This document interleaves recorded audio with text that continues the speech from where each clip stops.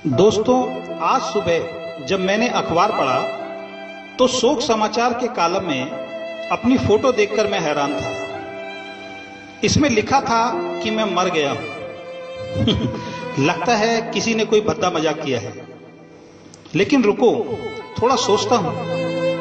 अरे हां, पिछली रात को ही मेरे सीने में बहुत तेज दर्द हुआ था।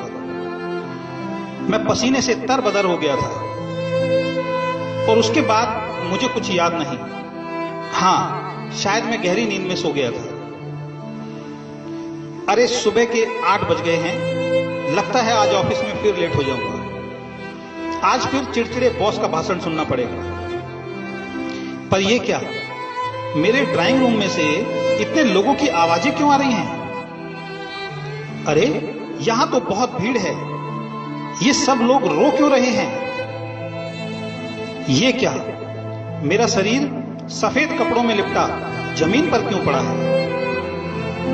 मैं यहां हूं, मैं चिल्लाता हूं, कोई इधर देखो, देखो मैं इधर हूं। पर यह क्या, कोई ध्यान क्यों नहीं दे रहा? ना ही कोई मेरी आवाज सुन पा रहा है। हर कोई बस रोती हुई आंखों से मेरे शरीर को देख रहा है। मैं अपने कमरे में वापस आ जाता हूं। बाहर कोहराम मचा हुआ है। ये क्या, मेरी बीवी रो रही है? वो बहुत दुखी और उजड़ी सी दिख रही है। मेरे बेटे और बेटी भी रो रहे हैं। मेरी मां भी जोर जोर से रो रही है। लगता है मैं मर गया हूं। नहीं, मैं कैसे मर सकता हूं? अपनी बेटी और बेटे से यह कहे बगैर कि मैं उनसे बहुत प्यार करता हूं और मैं उनका बहुत ख्याल रखता हूं। मैं कैसे मर सकता हूं अपनी बीवी से यह कहे बगैर कि वो दुनिया की सबसे खूबसूरत और ख्याल रखने वाली बीवी है? कैसे मर सकता हूं मां बाप से यह कहे बगैर कि वो हैं तो मैं हूं? मैं कैसे मर सकता हूं अपने दोस्तों से यह कहे बगैर कि वो मेरे जीवन के सारे गलत फैसलों पर मेरे साथ खड़े रहे? लेकिन मैं वहां कभी नहीं पहुंच पाया जहां उन्हें मेरी सबसे ज्यादा जरूरत थी। अरे वहां कोने में मेरा सबसे प्रिय मित्र खड़ा है। वो अपने आंसू छिपाने की कोशिश कर रहा है। कभी हम सबसे पक्के दोस्त थे। एक छोटी सी गलतफहमी ने हमें दूर कर दिया था। हम दोनों के अहंकार की वजह से कभी हम एक दूसरे को माफ नहीं कर पाए। मैं उसके पास जाता हूं और उससे कहता हूं, दोस्त, मैं अपनी गलतियों के लिए तुमसे माफी मांगता हूं। हम आज भी अच्छे दोस्त हैं, मुझे माफ कर दो। पर यह क्या, उसकी तरफ से कोई रिस्पॉन्स क्यों नहीं मिल रहा? क्या आज भी वो अहंकार में है? जब मैंने उससे माफी मांग ली है तो ये मुझे माफ क्यों नहीं कर रहा? बस रोता ही जा रहा है। पर एक सेकंड, शायद ये मुझे देख ही नहीं पा रहा है। तो क्या मैं सच में मर गया हूं?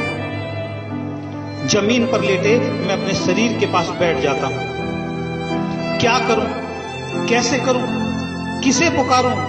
कोई मुझे सुन ही नहीं पा रहा है। हे भगवान, मुझे कुछ और समय दे दे। मैं अपने बच्चों, बीवी, मां बाप, दोस्तों को यह बताना चाहता हूं कि मैं इन सबको बहुत प्यार करता हूं। मेरी बीवी कमरे में आती है। मैं उसको बोल रहा हूं, तुम बहुत सुंदर हो। मैं प्यार से बार बार दोहराता हूं, वो मुझे सुन ही नहीं पा रही है। सच ये है कि जीवन में उसने ये शब्द मेरे मुंह से कभी सुने ही नहीं, क्योंकि मैंने कभी उससे ये कहे ही नहीं। हे भगवान, मुझे थोड़े दिन और दे दे, केवल एक बार, क्योंकि मैं अपने बच्चों को कामयाब बनाना चाहता हूं। अपनी मां को मुस्कुराते हुए देखना चाहता हूं। अपने पिता को अपने ऊपर गर्व करवाना चाहता हूं।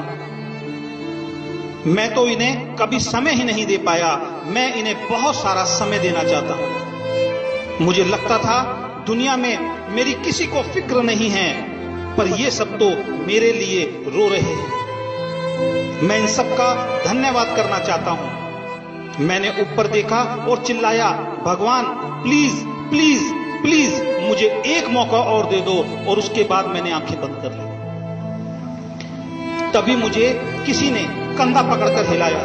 मैंने आंखें खोली, मेरी बीबी चाय का कप लेकर मुझे उठा रही थी। मेरे बच्चे स्कूल के लिए तैयार हो रहे थे। मां और पिताजी की पूजा करने की आवाज दूसरे कमरे से आ रही थी। मेरी आंखों में खुशी के आंसू आ गए। मैंने लंबी सांसें ली और अपनी पत्नी को गले से लगा लिया और कहा, तुम मेरा ख्याल रखने वाली दुनिया की सबसे हसीन बीवी हो, मैं तुम्हें बहुत प्यार करता हूं।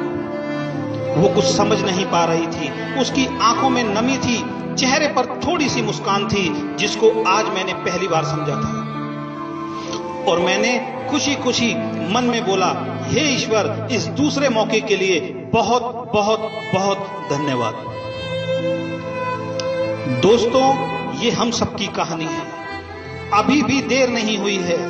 अपने झूठे अहंकार, अतीत के पुराने विवाद और मतभेदों को भुलाकर अपने प्रियजनों और मित्रों से खुलकर प्यार करो और सभी झगड़ों और मनमुटाव को भुलाकर एक नए जीवन की शुरुआत करो, क्योंकि मेरी तरह आपको दूसरा मौका शायद नहीं मिलेगा। जिसने भी ये कहानी लिखी उसको बहुत बहुत धन्यवाद, और जिसने मुझे व्हाट्सएप पे ये कहानी भेजी उसको भी बहुत बहुत धन्यवाद।